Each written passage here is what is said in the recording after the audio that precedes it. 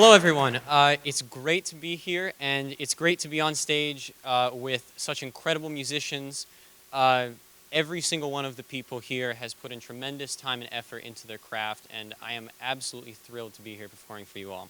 So, a little bit about myself. My name is Matthew Falgowski. I'm primarily a stride pianist. How I specialize in many, many early forms of jazz music. So, my section of the program will wind up culminating all of the various different jazz piano styles that led up to what we know as modern jazz piano today. So without further ado, I'd love to get to talking a little bit about the actual program. So I'm sure that you all have heard or seen the 1940 movie The Sting. Very, very classic movie, very, very iconic. The main composer to that movie was Scott Joplin. So these first set of pieces is going to be a medley of classic Joplin tunes. So the very, very first style of jazz music that we know of is basically ragtime. Ragtime with its ragged rhythms, which is where the name comes from, and the syncopation between both the left and right hand, you'll hear it. So without further ado, here are a few pieces from Joplin's classic movie, The Sting, as well as one which I'm sure you're all going to recognize at the very end.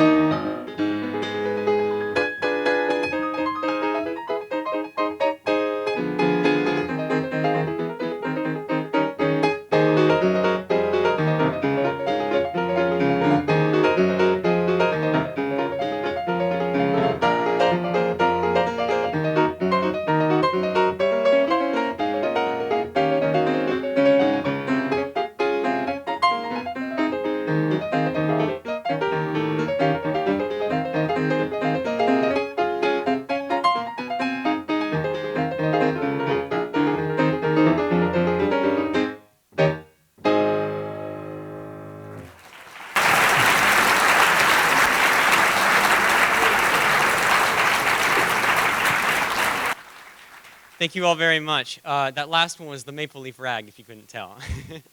So, of course, we're going to jump a little bit ahead. We're going to jump into the 1920s. So, in the 1920s, by this point, ragtime was steadily declining. It had its heyday, and it's going down.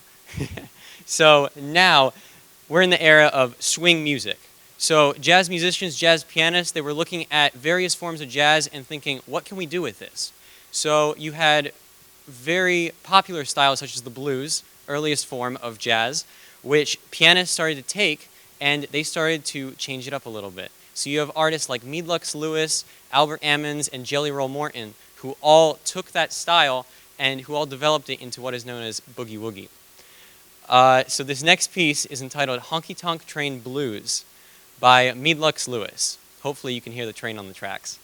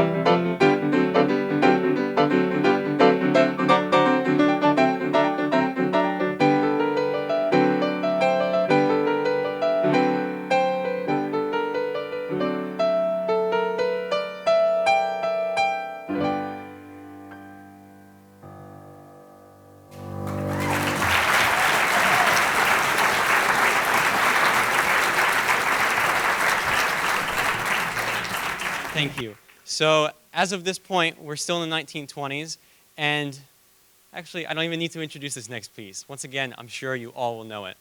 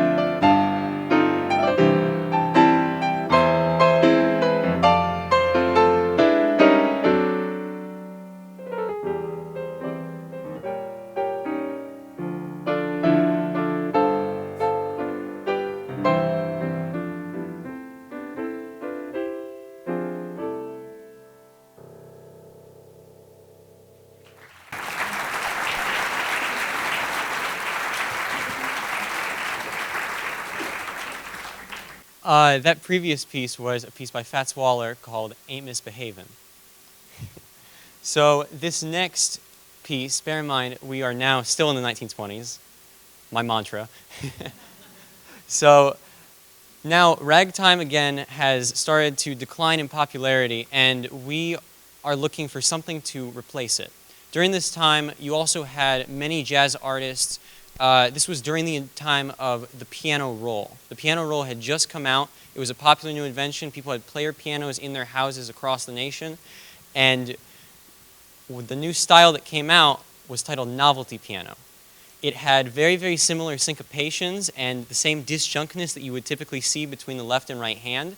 However, these style of pieces were typically meant for use in the home. They were meant for artists to play them and sell them on the piano reels so they could be used in the home. That's why it's called novelty piano, is because they were only using the music as novelty, just in their house whenever they felt like it. So one of the greatest novelty piano composers is named Zeds Confrey. This is his piece called Kitten on the Keys. Like Honky Tonk Train, let me know if you can hear the cat on the keys.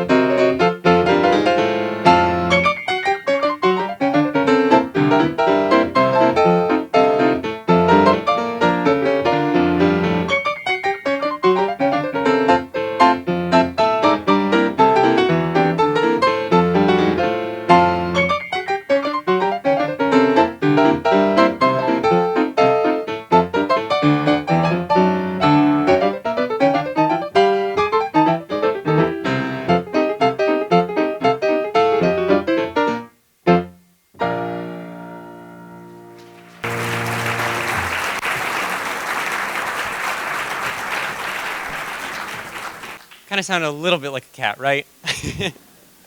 So at this time, I'd like to kind of take a little bit of a back seat, take a little bit of a more subdued approach, and much like Mr. Ben Turoff did state, it was him that introduced me to Mr. Dick Hyman, and I am incredibly grateful for that. In fact, one of the first pieces that I ever saw Mr. Hyman play was a piece entitled Thinking About Bix.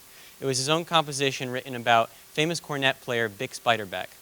So this piece is a little bit of my ode to him, and definitely a symbol of my profound respect, fondness, and appreciation for his music.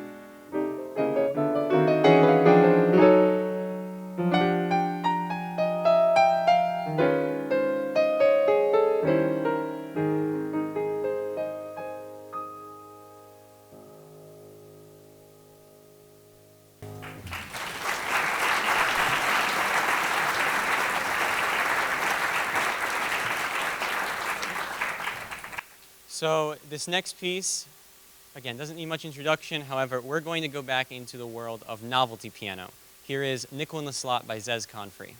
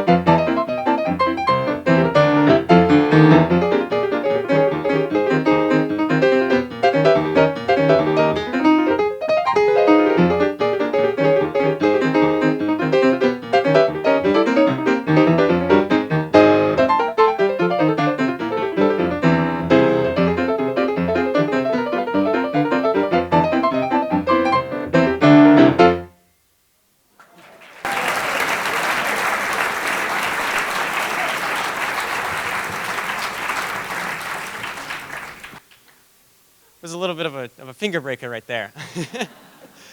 So this next piece, we're going to jump all the way, second to last piece, and we're going to jump all the way into modern jazz piano.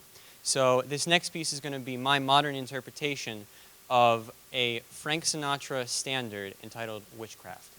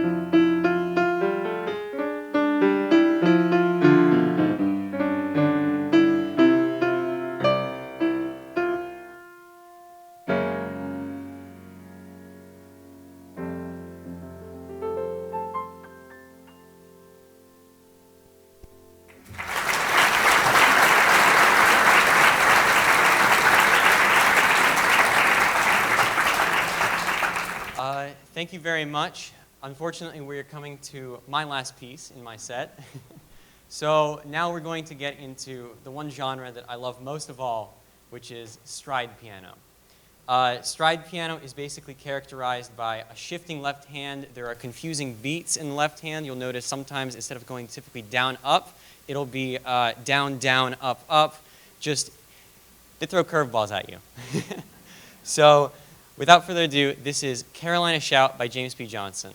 Thank you all for being a wonderful audience.